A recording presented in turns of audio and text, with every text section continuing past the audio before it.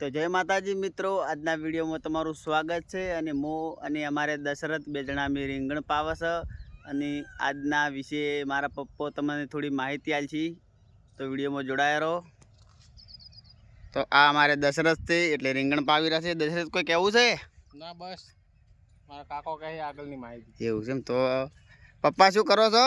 હા પરવેન દશરથ પાવે છે રીંગણ ને હું થોડા થી ગળાલ્યું છું। એવું છે એમ? હા પરવેન બોલો।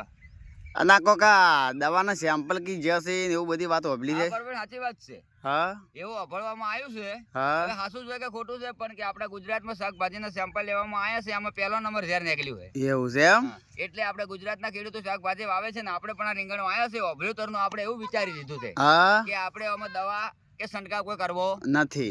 હા કેમ નહીં કરવો એટલે કે હા આટલું બધું ઝેર થાય તો આપણા ગુજરાતમાં કે આપણા ભારતમાં વસ્તીને રોગ ઘણા પેદા થાય છે। થોય સાચી વાત છે। એટલે પરવેર આપણે બધી ઓર્ગેનિક ખેતી કરવી છે, સોણિયું નાખવું છે, હા ગૌમૂત્ર નાખવું છે, પણ આપણે આમાં કોઈ દવા નાખવી નથી। એટલે હું સરકારને વિનંતી કરું છું કે અમે ઓર્ગેનિક ખેતી કરશો, ખેડૂતોને સાથ આપો અને પોષણ ભાવ આપો। જય માતાજી, જય જવાન જય કિસાન।